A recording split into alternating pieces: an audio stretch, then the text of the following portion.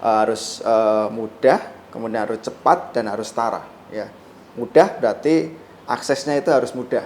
Ya, jadi siapapun peserta JKN itu harus mendapatkan akses yang mudah ke layanan kesehatan. Tidak boleh rumah sakit itu membedakan ya antara pasien kelas 1, kelas 2, kelas 3 gitu ya, kemudian segmen badan usaha, segmen mandiri gitu ya, kemudian segmen penerima bantuan iuran itu nggak boleh dibedakan, tapi harus setara, harus sama pelayanannya, harus sama pemberian medisnya juga harus sama. Sibling itu kalau bahasa Inggrisnya seeing is believing, tapi kalau bahasa Indonesianya supervisi buktikan langsung gitu. Jadi kita ada petugas yang setiap hari gitu ya mendatangi rumah sakit untuk mengecek gitu ya.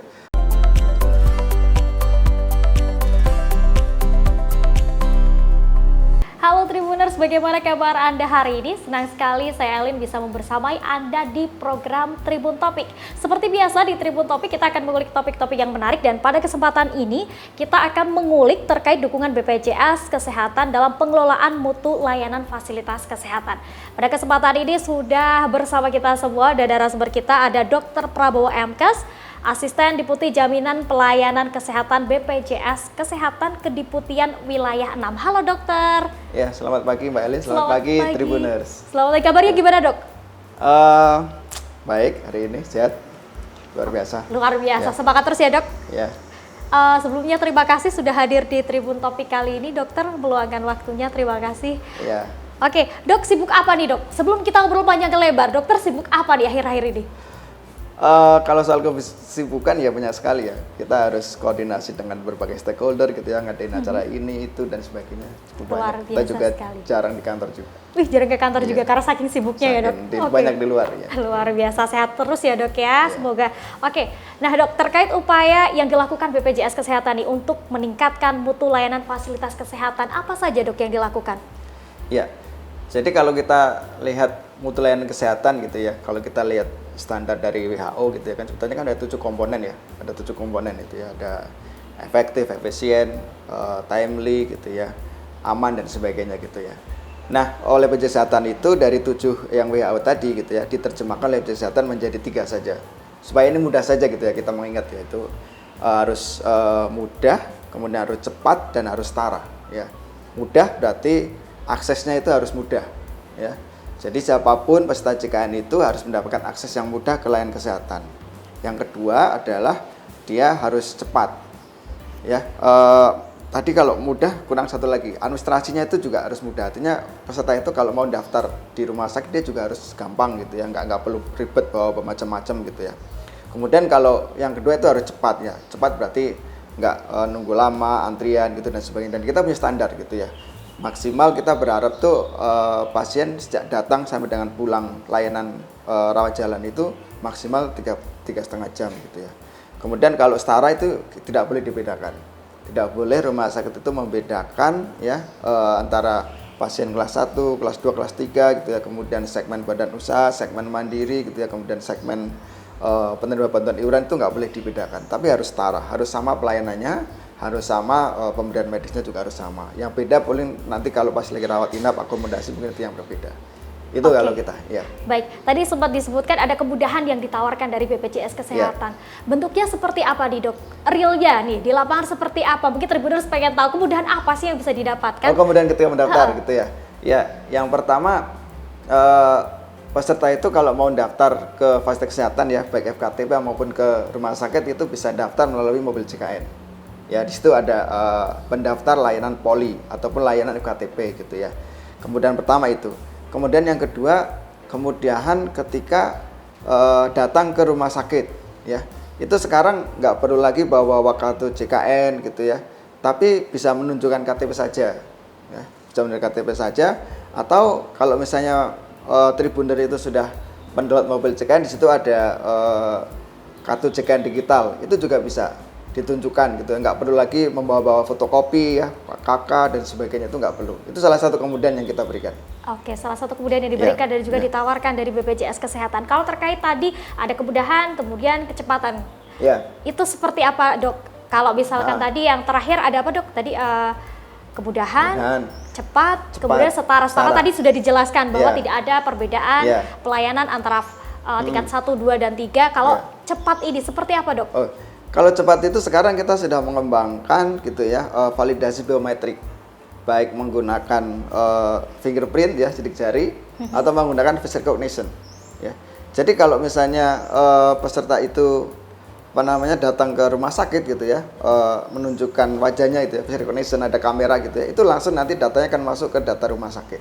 Nah itu akan lebih cepat sehingga petugas itu nggak perlu ngantri satu-satu gitu ya, datanya apa, memasukkan nomor dan sebagainya.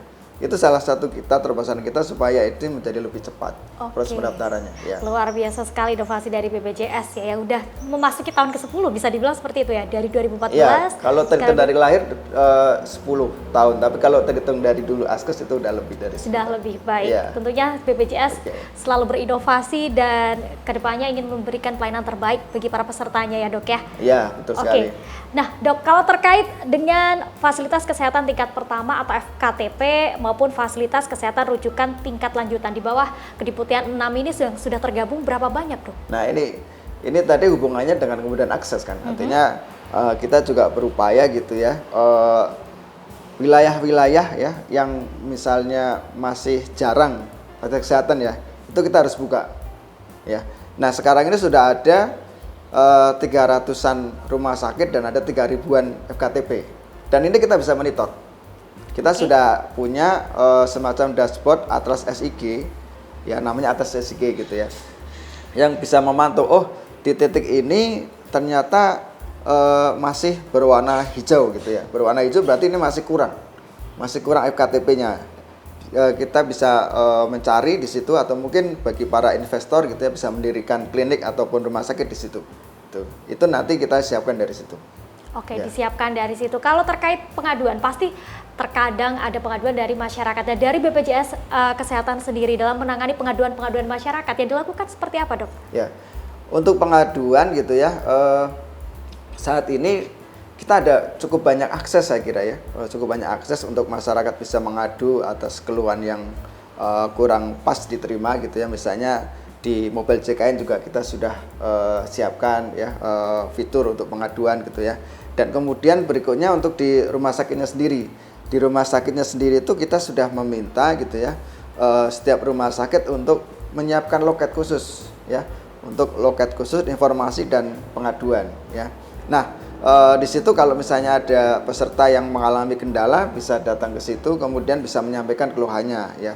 Kemudian kami juga menyiapkan gitu ya petugas kita ya, petugas kesehatan yang selalu keliling ke rumah sakit, dan mungkin ada juga yang menetap di salah satu rumah sakit tergantung kapasitas rumah sakitnya gitu. Itu untuk menangani pengaduan apabila terdapat gitu ya. Di situ kita pasang gitu ya, ada foto petugas kita, namanya petugas BPJS 1, singkatannya BPJS siap membantu gitu ya. Kemudian ada satu lagi berjajarnya itu ada staf pengaduan dari rumah sakit. Di situ kita pasang nomor teleponnya gitu, sehingga kalau peserta itu membutuhkan informasi ataupun pengaduan bisa menelpon gitu ya petugas-petugas tersebut. Ya, termasuk tadi ya ada loket khusus di rumah sakit untuk melakukan pengaduan secara langsung. Oke, berarti bisa dibilang peserta BPJS Kesehatan ini ketika ada keluhan atau ingin bertanya terkait informasi atau apapun itu bisa melalui berbagai kanal dari BPJS Kesehatan, seperti tadi ada petugas yang disiapkan di rumah sakit, kemudian lewat mobile JKN dan masih banyak lagi ya dok ya. BPJS Center juga ya. Luar biasa sekali. Kalau ini dok, BPJS sudah ada hampir 10 tahun nih. Yang diharapkan dari masyarakat terkait mutu pelayanan kesehatan. Mungkin masyarakat udah sering mengadu dan sebagainya. Yang diharapkan dari masyarakat sebenarnya apa sih dok? Kalau kita lihat ya sebetulnya karena kita itu memang kapasitasnya banyak ya. Peserta di kita itu di Jawa Tengah saja udah hampir 30-an juta gitu ya. Sehingga kita bisa memaknai apa yang diinginkan oleh peserta. Yang kita lihat adalah mereka ingin layanan yang cepat. Ingin layanan yang cepat? Ya, itu saja sebetulnya yang mereka utamakan gitu ya. Jadi mereka ingin cepat ya, kemudian yang tadi gitu ya, mudah, cepat, itu saya kira yang sangat diharapkan oleh peserta. Yang diharapkan oleh peserta, baik. Nah, ngomong-ngomong terkait cepat, ini masyarakat banyak, mungkin agak banyak sih, ada yang mengeluhkan terkait antrian nih. Entah mungkin di antrian panjang ketika di farmasi, kemudian di fasilitas kesehatan tingkat pertama atau yang lain sebagainya. Nah, ini terkait konsep waktu tunggu berdasarkan standar pelayanan minimal, apakah ada, Dok? Kalau ada, seperti apa nih? Iya, memang kita juga sudah membuat standar untuk waktu tunggu dari masing-masing peserta gitu ya. Ketika mengakses layanan di rumah sakit, kita berharap masyarakat itu mengantri untuk ketemu dokter gitu ya, nggak lebih dari 1 jam. Tidak lebih dari 1 jam? Nggak lebih dari 1 jam, ya. Artinya di bawah 60 menit. Kemudian ketika dia mengantri mendapatkan obat di farmasi gitu ya, itu juga maksimal 60 menit. Kalau itu obat-obat racikan, tapi kalau itu obat-obat yang hanya bukan racikan gitu ya, itu harusnya 30 menit harus sudah selesai. Jadi kalau kita hitung total gitu ya, maksimal 3,5 jam itu pasien sudah dari datang sampai dengan pulang. 3,5 jam itu standarnya? Standar, ya. Oke, kalau terjadi nih, Dok, kita nggak tahu di lapangan seperti apa. Lebih, misalkan kejadian ada peserta BPJS Kesehatan yang sedang periksa, waktunya melebihi dari batas tersebut. Kita sebagai peserta, bisakah kami mengadu atau gimana nih, Dok? Ya, jadi selain mengadu gitu ya, kita juga sebetulnya ada mekanisme pengawasan sendiri. Oke, gitu ada ya. mekanisme pengawasan, seperti apa itu, Dok? Kita mekanisme pengawasan pertama, kita sebut dengan sibling. Ya, sibling itu kalau bahasa Inggrisnya seeing is believing, tapi kalau bahasa Indonesianya supervisi buktikan langsung gitu. Jadi kita ada petugas yang setiap hari gitu ya mendatangi rumah sakit untuk mengecek gitu ya. Rumah sakit itu sudah menyiapkan apa di rumah sakit? Apakah sudah menyiapkan monitor antrian gitu ya? Apakah sudah menyiapkan monitor rawat inap dan sebagainya gitu ya. Kemudian kita juga siapkan kesan ya. Kesan itu masyarakat kita berikan opsi gitu ya untuk memberikan jawaban atas beberapa pertanyaan gitu ya setelah mereka mendapatkan layanan. Sama seperti kita misalnya saya habis membeli barang secara online gitu ya, kan biasanya ada survei seperti itu gitu ya, bagaimana barangnya gitu ya. Nah, itu juga kita berikan seperti itu sehingga peserta itu bisa mencet bintang 5, bintang 4 gitu ya, tergantung yang dia dapatkan gitu. Kemudian yang ketiga, kita juga punya customer visit. Ya. Jadi petugas kita langsung bertanya kepada pasien gitu ya, bagaimana layanan di rumah sakit dan sebagainya gitu, sehingga kita bisa memonitor yang tadi target waktu gitu dan sebagainya. Oke, itu berarti dimonitoring kemudian dievaluasi secara berkala juga. Betul. Untuk perbaikan seperti itu bisa dibilang ya, Dok ya? Iya, harus ada perbaikan. Oke, nah kalau dari BPJS Kesehatan sendiri untuk memastikan bahwa fasilitas kesehatan benar-benar melakukan pelayanan dengan baik, kiatnya dilakukan apa, Dok? Itu tadi yang sudah dilakukan tadi, misalnya tadi sibling ya, supervisi itu buktikan langsung gitu ya, harus kita datang langsung gitu ya, kita lihat rumah sakit gitu ya, kelas 3-nya seperti apa, kelas 2 seperti apa gitu ya, apakah sudah ada sistem antrian di rumah sakit gitu ya, apakah ketentuan pelayanan prima kita sudah dilaksanakan di rumah sakit, itu dengan sibling tadi. Oke, itu biasanya evaluasinya dilakukan secara berkala atau seperti apa? Itu berkala, ada targetnya gitu ya, ada targetnya gitu ya, setiap bulan setiap rumah sakit harus dilakukan sibling. Setiap bulan? Setiap rumah sakit setiap bulan. Hanya di rumah sakit saja kah atau juga di fasilitas tingkat pertama dan yang lain? juga ada, tapi memang kalau FKTP itu kan ada 3 ribuan ya, jadi mekanismenya kita pilih gitu ya, mana-mana FKTP, tapi ada targetnya juga. Oke, berarti diambil sampling gitu ya? Ambil sampling gitu, tapi nggak semua, tapi itu harus mewakili gitu. Oke, luar biasa. Terakhir nih, Dok, ada pesan yang disampaikan ke Tribuners, boleh?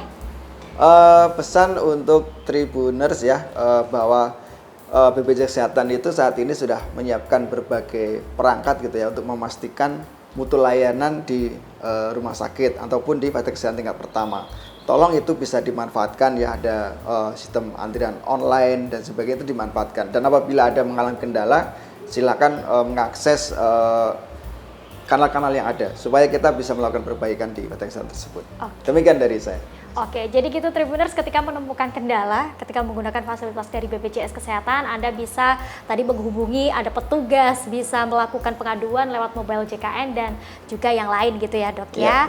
Oke, terima kasih dokter sudah hadir di Tribun Topik kali ini, telah meluangkan waktu. Terima kasih Mbak Elin. Sama-sama dokter, sehat sukses selalu ya dokter, dan juga titip salam untuk teman-teman BPJS Kesehatan. Baik. Terima kasih. Terima kasih. Oke Tribuners, itu tadi obrolan kita hari ini. Terima kasih sudah menyaksikan Tribun Topik edisi kali ini. Saya Alin pamit undur diri. Terima kasih atas kebersamaannya dan sampai jumpa.